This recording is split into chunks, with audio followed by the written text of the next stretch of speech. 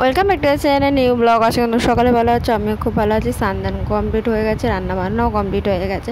ওটা সকালবেলা ঘুমাচ্ছিলাম, ঘুমিয়ে করে হট করে ফোন করে আমার বড় বললো যে মাছ দিয়ে যাবে, তো তো মাছ নিয়েও এসছে। আমার রান্নাবান্নাও সব কমপ্লিট হয়ে গেছে, ঝটপট করে সব কমপ্লিট করে নিয়েছি। বিকালের ব্যাপারটা বিকেলেই হবে কি না হবে কি আগের থেকে না, বিকালের ব্যাপারটা বলাও যায় না সিরিয়াসলি।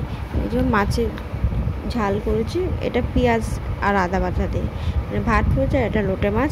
লোটে মাছ কারা খেতে পারে, আমার তো অসাধারণ লাগে। কিন্তু আমার মা না একটা ঝুড়ি লোটে করে, শুকনো ঝুড়ি, সেটা না আমি পারি না সিরিয়াসলি। আমি যতবার করার চেষ্টা করছি পারি না, কিন্তু আমি যেটা করি সেটা কিন্তু খুব ভালোই হয় খেতে।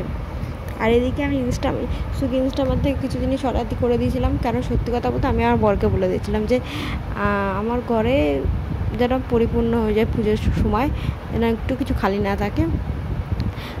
কারণ পুজোর সময় সত্যি পরিপূর্ণ করে রাখি।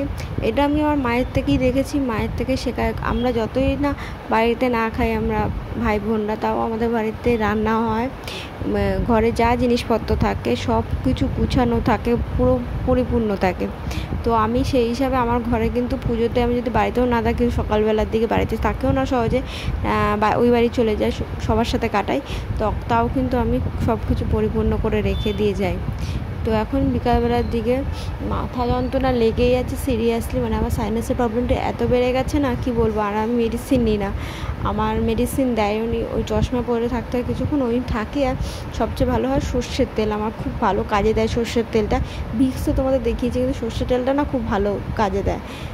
আর এখন রান্নাবান্না করার কিছু নেই, এগুলো সব পরিষ্কার পরিপূর্ণ করে নিয়েছি। বিকালে একটু পড়তে বসবো। আজকে বর তাড়াতাড়ি বাড়ি চলে এসছে, আর বিকালবেলা কোনো কাজও নেই, বাড়িতেই থাকবে। তো আমি যদি পড়ে নিই, আর কিছু কাজ আছে